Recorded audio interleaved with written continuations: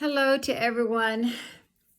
Welcome to my channel, Barb's Inspiration in Crafts. It's been several days since I've got to do a video. I have had some sadness. My oldest stepdaughter passed away on Mother's Day. I went to my mother's, which is in Southeast Missouri, for Mother's Day. My mother is 99 years old, and I hadn't got to see her for almost a year. And I know, just age-wise, I'm pushing it. She's pretty healthy. She does have some dementia, but she knows all four of us kids. But my oldest stepdaughter's been battling leukemia since a year ago in April. And they told us they didn't know if she would make it. She didn't have too many more days left. I had went up there last Wednesday, and she wanted us, me and my other stepdaughter and her mother. I mean, we're in good standing together, and we all three went up there, and it was like she wanted to tell us bye. We talked a lot. We let her talk, and then we talked. And so her daughter, my granddaughter, my granddaughter's just done over the top of taking care of her mom and trying to take care of her dad. But there was no way of knowing when. And so my youngest stepdaughter, she pushed me. She just pushed me, go to your mom's, you need to go to your mom's. So I did. I'm so glad I did. Now, this video is not to be all downplay. This is not a discouragement. Yes, my heart is heavy and my heart is sad. But I felt like I needed to talk about this a little bit, because it doesn't matter the age. Death comes to us. My oldest stepdaughter, I thought her husband is in pretty bad shape. And I really thought that he might go before she did. But I mean, he's still functioning. He does some things, and some things he can't do. But while I was in Missouri visiting my mother, my granddaughter called about 5 o'clock that morning. And I had a pretty restless night anyway, and I was awake. And she told me that her mama had passed. That was last Sunday. So I left. I stayed and visited with my mom, stayed all night with my brother, and my mother, my in-between sister, she takes care of my mom, but they don't really have a place actually for me to stay. And that's fine. It works out fine. I stay with my brother. And I left Monday morning, had a safe trip home, and then the arrangements were made, and it was yesterday, Thursday, for the funeral. Beautiful. If you want to call it anything, a funeral beautiful, they had one of the most beautiful funerals I think I have ever attended. I said a few things. It just kind of made it light, nothing heavy. My granddaughter, her words were absolutely beautiful. She more or less carried the funeral. So I wanted to get on here. I hadn't made a video for probably 8 or 9 days. And but the subject of death, we hate to talk about it. We don't want to talk about it. It makes us sad. Yes, it makes us sad. She was a big part in my life. My daughter's name was Chris. Well, her name was Christine, but we called her Chris. When I married her daddy, she was 12 years old. And then she had a brother and a baby sister. So I had 3 stepchildren. I was never blessed enough to have a child of my own. So I poured my love into them. I didn't get we didn't have them all the time, but when we had them, I loved them. And they have loved me down through the years, and I have loved them. So she was a very big part of my life. And she will still be a very, very big part of my life, in my heart. So nobody handles a death in the same way another person does. Sometimes we get in our mind that we're supposed to do this and this and this. But when my husband passed away, it's been 5.5 years ago, I didn't know what to do. I didn't know I was supposed to handle things, how to handle this grief. Now, I had a lot of pamphlets and things given to me because at the very end he was on hospice. But I kept him home, and he passed away here at the home. And I don't regret one bit of it. He was home with me. And I knew what was happening. I had help come in at the very last. And like I said, this is not to be morbid. This is to be, I want to encourage you all. Everybody handles grief differently. I was numb for a while I'm talking about my husband now, and my pastor's wife, precious, precious woman. Years ago, they had lost their only child. She was 17 years old, and she'd been sick all of her life. The doctors didn't think she would only live to be 1 year old. She was prayed for a lot. She was a very smart girl, very smart. But they lost her at the age of 17. So my pastor's wife, she helped me. And I'm using the same thing with my stepdaughter. And because of the experience that I had that she gave me with my husband, it's helping me. I know she was just buried yesterday, but she's been sick for a whole year, big time. She had treatments for a whole year. Chemo, blood platelets. So my pastor's wife, her name is Julie, because of her experience she went through, like I said, everybody's different. But she knew how I was grieving. I didn't want to get out. I wanted to cry all the time. I did cry. And for, I think, a whole month, I went out to the cemetery every day. I'm not telling you not to do that. It helped me to some extent. But I knew, she didn't tell me not to go there. But in some of the things she did suggest to me, I knew I had to stop that. So then I got down to where I went like 4 days a week for about two weeks, something like that. And then I went down to like 2 days a week. This is a period of time it took me. And then I went down to 1 time a week. And then, and I would feel guilty. And yet I knew that I needed to not go out there every day. And then I made myself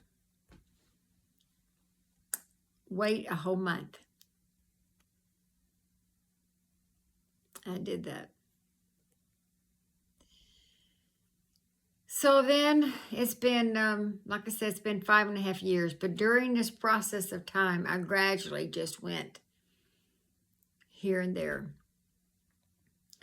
So we change out the flowers. And Chris and my youngest stepdaughter, Kay, excellent on helping me get new flowers out there. All the, not fresh flowers, you know, the artificial ones. They would set them up. I would. And we took turns during the holidays. Sometimes it overwhelms me, and I have to go out there. I know it's his body's there, but his soul is not. I know he's with the Lord, but I would go out there, and I have to. But that was part of my therapy. But I'm thankful because I had people praying for me, and I knew I could not constantly do that. It was very unhealthy for me. It was okay for a while, but it's very unhealthy for me for a while, to just do it for months. I have a friend that had lost her husband, and he'd been gone for, I don't know, maybe 4 years. We were working together, and then she lost a son, and it's been 2 years now. And she's on a group, on a Facebook group that is with people that grieve. And we do need a support group. I have a very good support group. I have my family, the stepkids, my church. And like I said, I'm not trying to tell anybody what to do. I'm just telling you my experience. So one of the things my pastor's wife suggested, about maybe 2 weeks into my husband's death, she said, Barbara, I want you to go somewhere that you and your husband never went to. Change it up a little bit. You don't have to be anything big. Go to a restaurant that you and him never went to.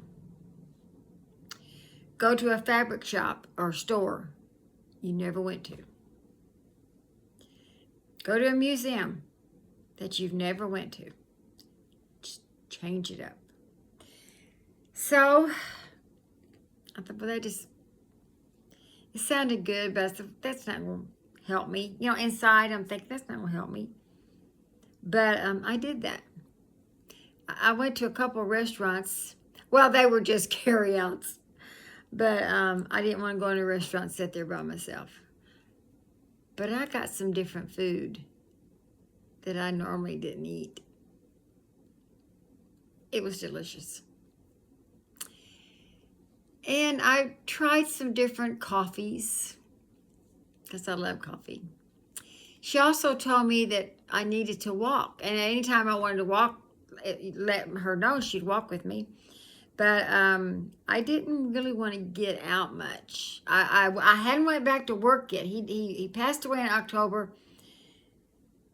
I did have to work. I needed to, but I didn't do that till February. And that was really even too soon for my mind in one way. The other way, it was healthy for my mind because I needed to get out with people. I wanted to hide. I wanted to just hide. But I took her advice. My yard is pretty big. It's a little over an acre back there, and it's pretty. I bundled up because it was getting fall. And I just walked around that backyard and cried. Walked around and cried. Told the Lord, and I didn't know what I was going to do. He was going to have to help me. Now, even talking about now, it stirs up my emotions, my feelings. But I did. I walked. I did that for days and days. And then I knew that I had to get a job. So I went part-time.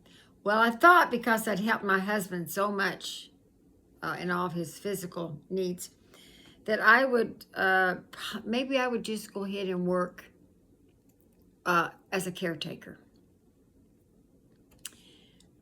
I have to tell you, that was a wrong decision for me. I did it for 3 months. Let's see, February, March, April, May, June, 4 months. The reason why it was, the people that they sent me to, many of them, I had to take them to the doctor. And almost every one of them had the very same doctors that my husband had. Very same facilities. And I did not let myself cry in front of them. I cried going. I needed the job. And I cried going to work and tried to mop my face up so they didn't know I was crying. They were elderly. They were sick. They need you. And I'd let him out, and I'd work the whole day. I was working part-time. I think I worked about 30 hours. I cried all the way home. It was the wrong thing to do. I was trying to get over that.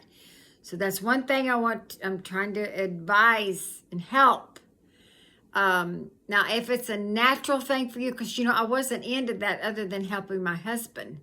I didn't mind to clean him up when he had accidents. I loved him. I loved him. I didn't mind to change his bed and change his clothes, and I didn't mind that. Not that I like doing that. Don't get me wrong, but it was somebody else that I didn't know. I was in their house and I didn't know them, and I don't know why I feel such an urgent, maybe not, I don't have to say the word urgency, but I need to talk about this. Maybe this is part of my therapy, talking because of just losing my stepdaughter. Now, I didn't have to do any of that with her. She was, most of the time, was in the hospital, the cancer center, and her daughter was taking care. Matter of fact, her daughter really didn't have to do other than getting her there. She stayed with her, and her husband stayed with her. Just the emotional fact that we've lost her. But so then I saw an ad in the paper or in the online where where I used to work at a medical facility. They were hiring part-time. And I said, well, I was there for 20 years. I'll give it a try. Sure enough, I had 3 places that I could go. Or my place where I used to be, we had moved from there, and it's hills and hollers to drive, and I didn't want to have to do that in the wintertime. So I was fortunate enough to be able to get hired in right here in town where I'm at the facility there. The plant is a little different, but it's still the same company. So anyway, I went part-time. The most I could work as a part-time person was if they had overtime, I could work 28 hours. Well, I did that, and it was hard then too. But I mean, it wasn't hard. I was just working and going home, and then I'd cry. But then it got a little easier. I always heard people say, it'll get easier. It's not that you're going to forget the person, but it'll get easier.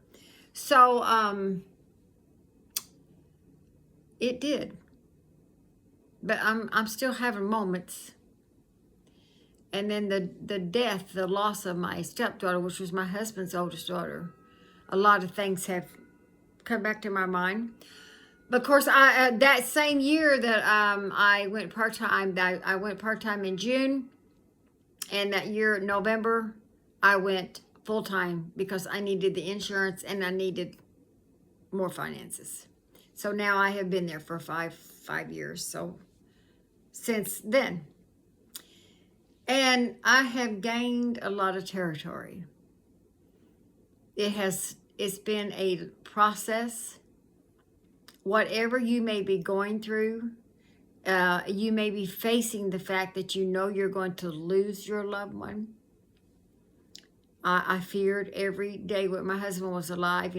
I couldn't get him into bed. At that time, we didn't have a hospital bed. And he wanted to sleep in his lift chair.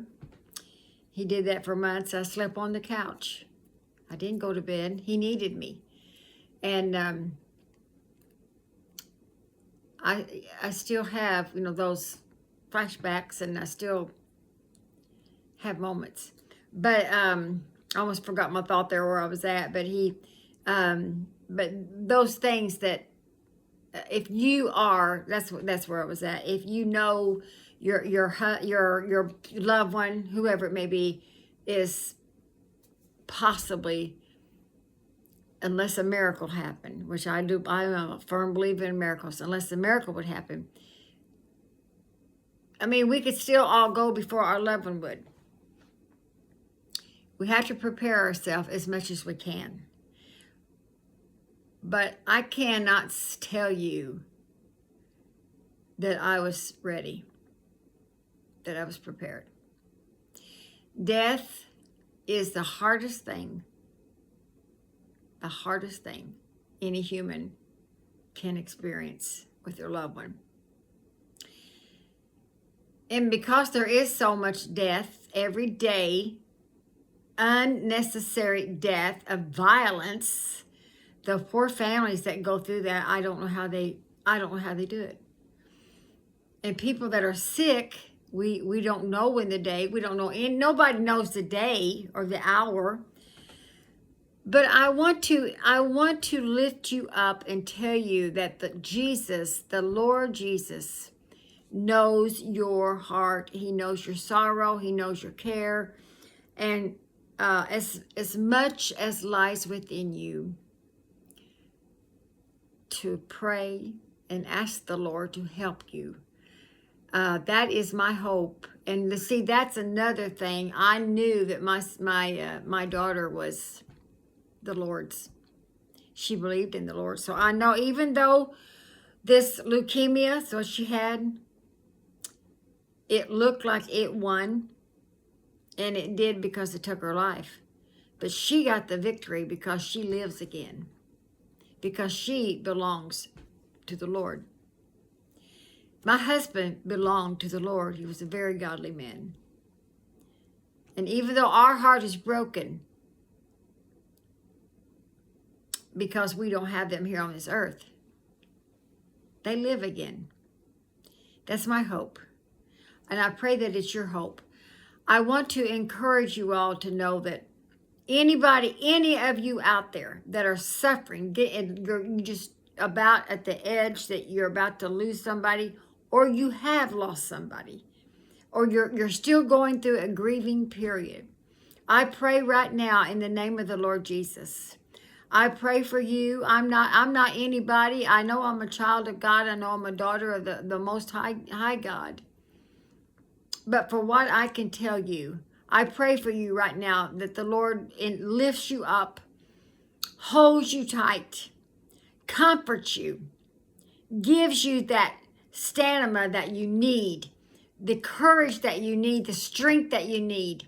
If your loved one is still with you, that you have that divine power from the Lord, and you feel an encouragement. And if you have lost them now, that the Lord will carry you. We can't carry ourselves all the time. I pray that the Lord carries you and gives you a good support system, and that Jesus will show you the way, what you need to do, and help you through this grief, and wipe away your tears, and let joy come into your heart, even though you may be grieving, that you'll have a peace and a joy in your life. In Jesus' name I pray. I felt to do this. I may not have anybody want to listen, but it helps one person. I really felt to do this. God bless you. And thank you all, those that have subscribed. I want to thank you for that. I want to thank you for every person that has viewed my channel, that you tuned in. I'm trying to get back to where I'm getting my crafts done. I'm not doing much crafting here lately, but I'm been working a lot of hours. I haven't this week because of the loss, but thank you. I'm just at awe that anybody would even subscribe. But thank you so much. I hope this little bit that I've talked about life and death, that it has encouraged you and not discouraged you. There'll be moments. I know I'm going to have moments with Chris gone, but I know who she belongs to. And these things, these little bit of things, even that walking, changing my routine had helped me so much. God bless you. Take care of yourself. And I sure hope to put another video on pretty soon, quickly maybe. Take care.